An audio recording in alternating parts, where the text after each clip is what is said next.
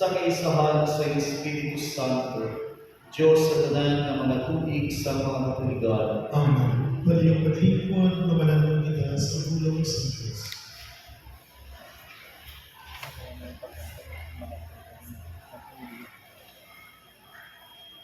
Palasaw ikan sa libro sa Kaanan. mahalag sa mga matarong.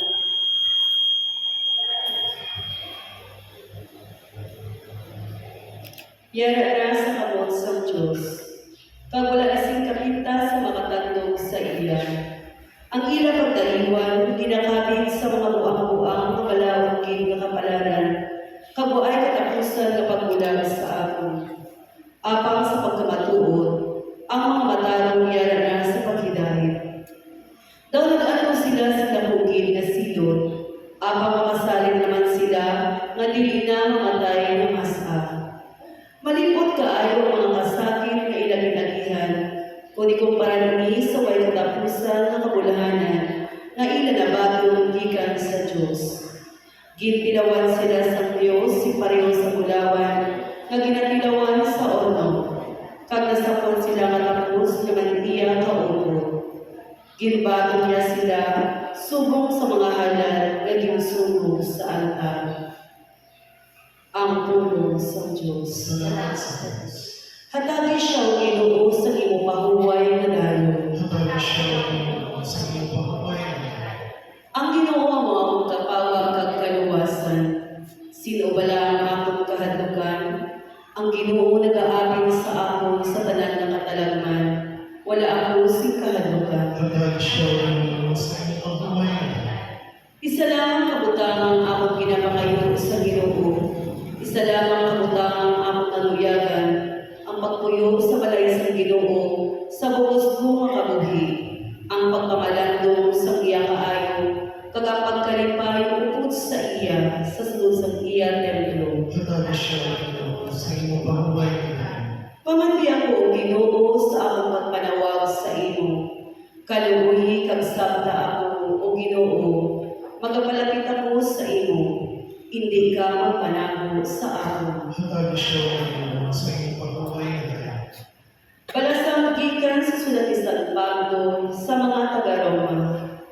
Mga kauturan, ang mga ginatutuyan sa Espiritu sa Diyos, mga anak sa Diyos. Kaya ang Espiritu ang ginhatag sa Diyos sa inyo. Wala nagahimo sa inyo ang mga ulipon o kung nagapahadlong pa sa inyo. Kundi iyan mo ginahimo ng mga anak sa Diyos. Kay paagi sa gawang sa Espiritu man, nagapanawag kita sa Diyos. O amay, amay ko, kagtungod kay mga anak kita sa Diyos, mga manunubli kita sa mga kaayuhan na ginatigalan niya para sa iya mga tao. Kag mga manunubli man kita, upod kay Kristo, sang gitigalan sa Diyos para sa iya. Kay kung nag-aamit kita sa iya mga pag-antos diri sa luta, mag-aamit mo kita sa iya himaya dito sa langit. Kag ginakabig ko, ang mga pag-antos na to sa siningang panahon, hindi makatupong sa himaya na ipahayag sa aton sa palaabuton ng pangamuhi.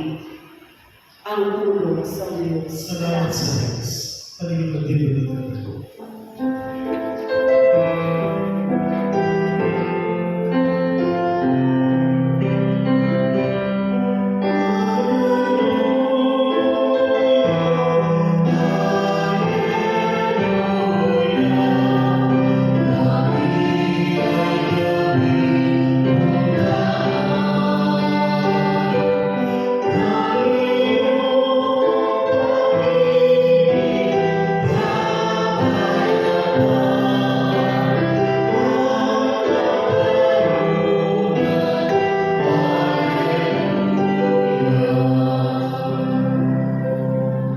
Ang pinuyara sa inyo, Nagyaman sa iyo. ang santos ng Ebanghelyo sunod kay San Juan. Lumayan sa iyo, Ginoo. Santo ka manahon nagsiling si Marta kay Jesus. Ginoo ko niya ni Nagri, wala ko tani mapatay ang akong puto. Apang nahibaluan ko nga bisan sumo, ang Diyos madatag sa imo, sa bisan nga imo pangayon sa iya. Si Jesus nagsiling sa iya, babanaw ang himuuto.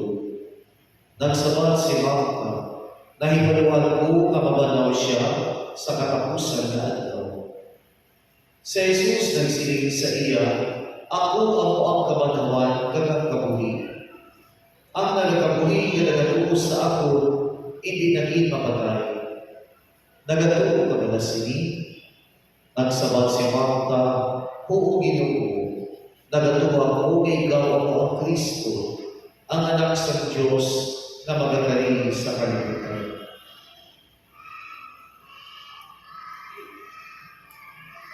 Ang Ebanghelyo sa Ginoo. Pagdayo sa iyo, Kristo, pagkakagulitman sa pagmamahal sa pamilya.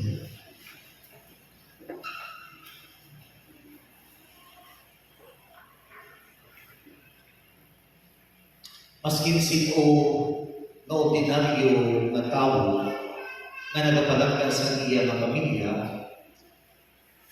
hindi sila luya kung pasundan na nga madulaan sa ilang pamilya o kung mapatay ang ilang pinalangga sa isang ordinaryo na nagapalagka sa iya ng pamilya.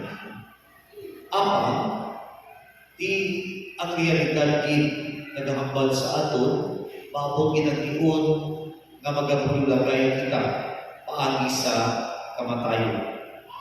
Ang inanatiun sa kamatayon, wala nagapalarido sa atong tanan. Ang iban ginakuha umin pa, ang iban may edad-edad na. Pero wala kita nagatulungan. Mas masakit kung magdulungan, madula kita diri sa kalibutan, labi-labid sa mga naglalabid. Amo galing may mga proseso kita nga ginapreparahan natin ang atong pagbalingon. Like for example, makita natin ang atong ginikanan, pinila na pinahospital, pinila na pinasakit, hambal kita, basig malapit na lang siniya na tiyon. Pero maskin pa mag-abot inakatiun, na ginakuha na siya sa ato, alam niya ako sa atong nag-ipusuon inang naghahandog na tani itikman. Amang hindi nato mapuggan. Napahiyuman kay Santa Marta na naghambal kay Ginoong Jesus, Ginoo, kung tani, kung iyari ka ng diri, wala man tani na patay ang akong utod. Ugali, nasin niya, nagpangibabaw ang iya niya kapagtuo, siling niya, ugali, dipindi na niya sa imong pagbuot, no? Nga kung buot sa Diyos, nga muhaon na akong ututi, itugyan mo sa mga Diyos. Kagaling bagon sa iya man niya kapagtuo, na nagsalig sa kay Jesus, si Jesus man, nagpadya sa iya, nga manhabon ang iya kautuan. Kita man ang hinigugmang mga kauturan, kung papasuon nato ang atong mapagtuo, ang atong mga pinalangga nga nagkalamatay, mabanakaw man. Kita man, nga nagkabuhit diri si matuto sa kalibutan, mabanakaw man. Pero hindi diri sa duta. Mabanakaw kita ya sa uli sa katapusan sa panahon, matapos nato na mahimo ang tanan na pag-uot sa Diyos diri sa ato sa kalibutan.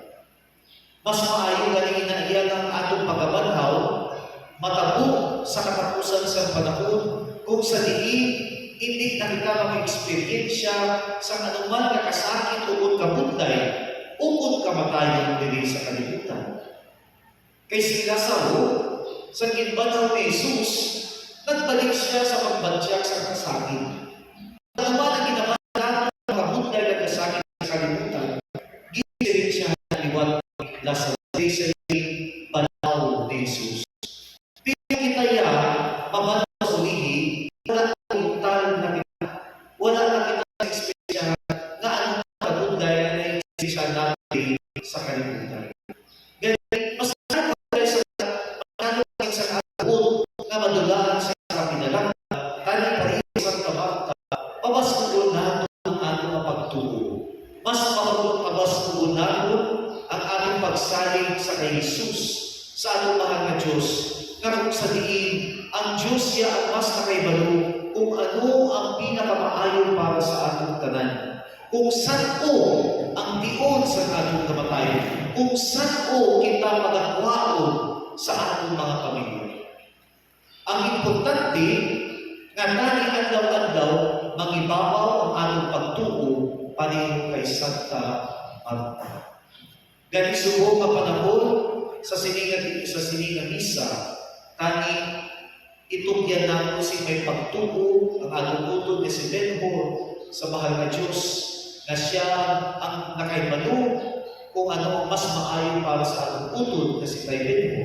Kagabay pa, na sa atong tanan na nabilin-bilin at pinagin sa iyang pamilya, makaangkol unta sing pag-ayo sa iyang kalisod sa pagkaliwan ni Tay Benhor. Kagabay man na sa ulihin na tiyon, kabay ang aming preparado na kita sa pagbato sa atong kamatayo, agod na sininggaling ni Jesus sa tanan na nagatuo sa iya, maka-experiensya ba si pagkamanaw. Amen. Papadayan kita sa atong santos na pagkalan.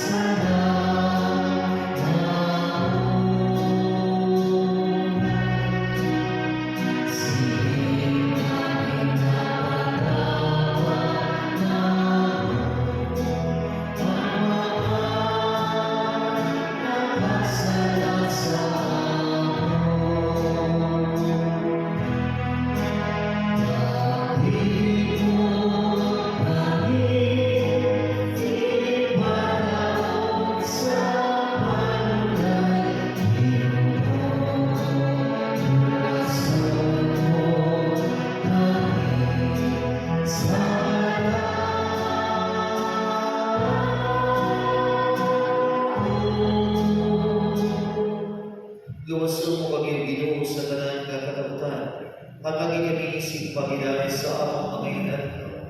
Uli kami ang pagpaluwas kami gihapon sa sala. Kapaligid na kami sa tanan nga mga palaligpan, sa mga nagamaabot kami sa bulahan nga daw nga among kinalakuman, na magagaling sa Yesu Cristo nga among manluluwas.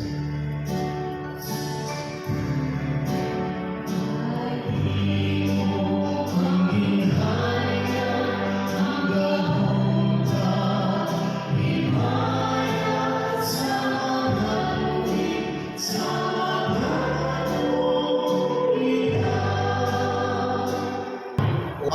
niya sa Ginoo yaragyan sa internet. Pagyaman sa iyo. Makatagay kita sa kapatid. Pagyaman.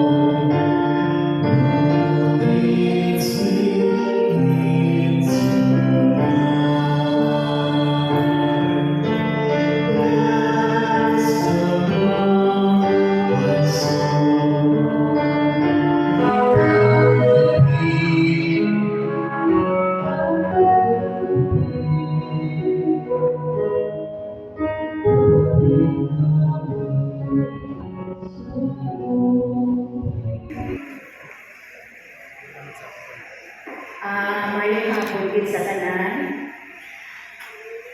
Bilang kamahuran ni Binor Pilia.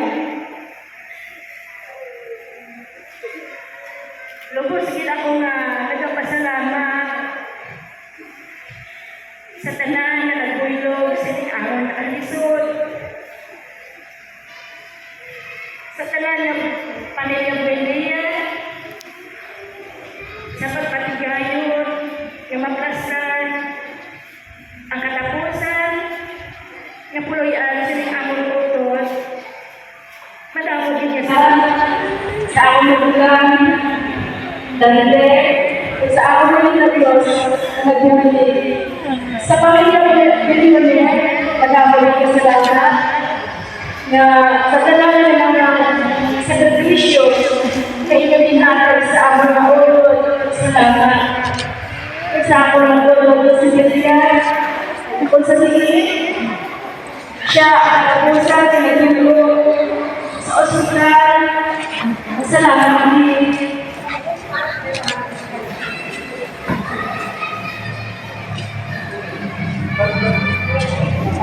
Masubok man ba siya doon na nabuhin na naman kami sa isang kaoron.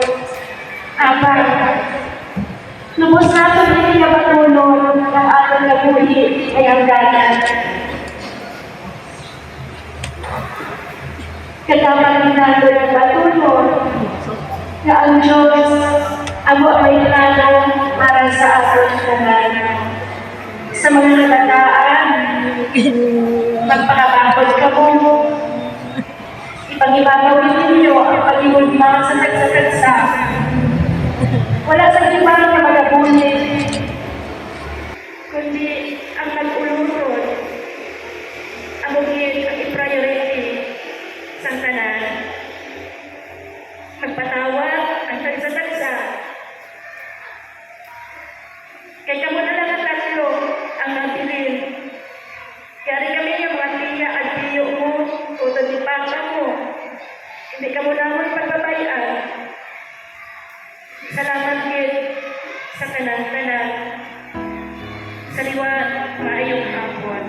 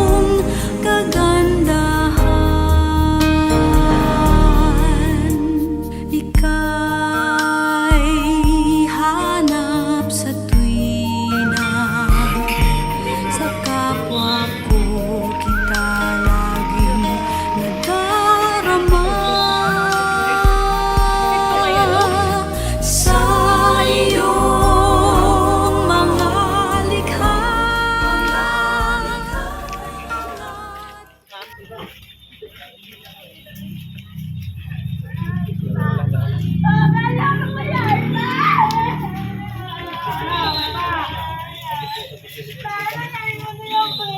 ka pa karoon ka kakato eh. Hindi ka balik ka na ka.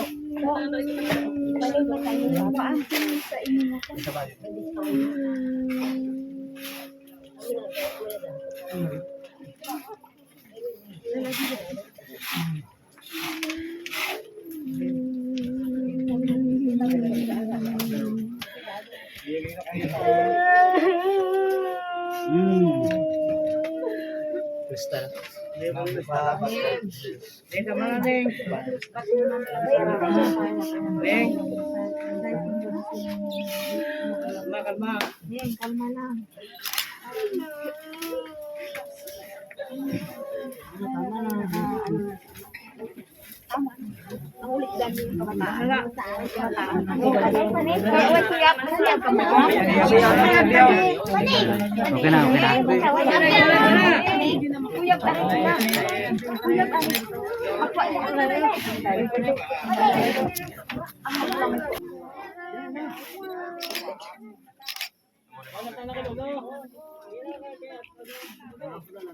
Why na? Dua, tatlo.